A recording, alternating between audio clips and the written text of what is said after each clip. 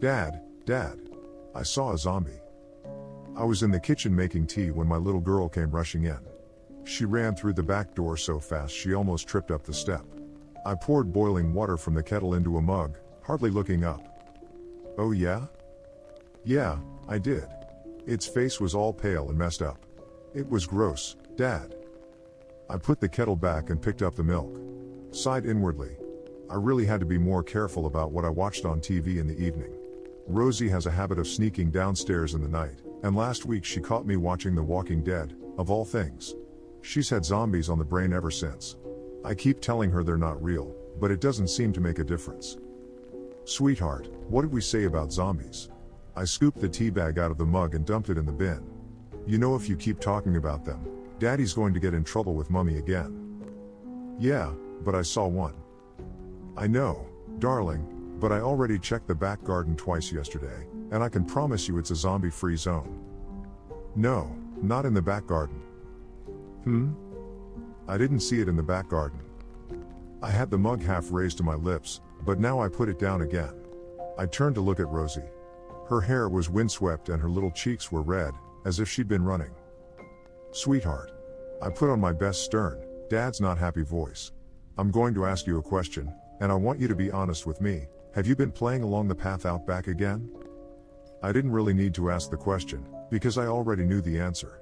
Rosie is allowed to play in the garden on her own, and sometimes, if she asks us permission first, we let her ride her bike along the path at the back of our house. The one that runs past all the neighbors' back gardens. But that's all we allow her to do. This area is pretty safe, but these days you can never be too careful. There was a burglary a couple of roads over a few months back, and last year someone was mugged on the high street. Several years ago, a few towns over, a little boy even went missing. That was quite a long way away from here, of course, but it made national news for a few days until the search fizzled out. And it made a lot of parents more cautious. Rosie's getting older now, and she's an adventurous girl, but still, you have to have boundaries. And on a few occasions lately, Rosie's been crossing those boundaries. Riding her bike further than she should. Not coming in straight away when we call her. Sneaking out the back gate when she's only meant to be playing in the garden.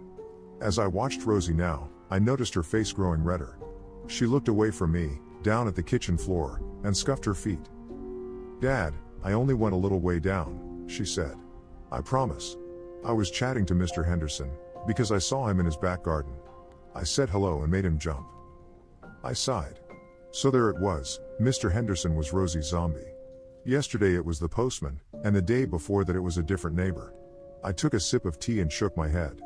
Mr. Henderson was, in fairness, a better candidate than the others. The guy lives on his own, and he looks about 100 years old. Moles all over his face. Skin like a deflated balloon. Whenever we'd chatted over the garden fence before, though, he'd always seemed nice enough. Just a bit lonely. I couldn't have Rosie going round calling him a zombie.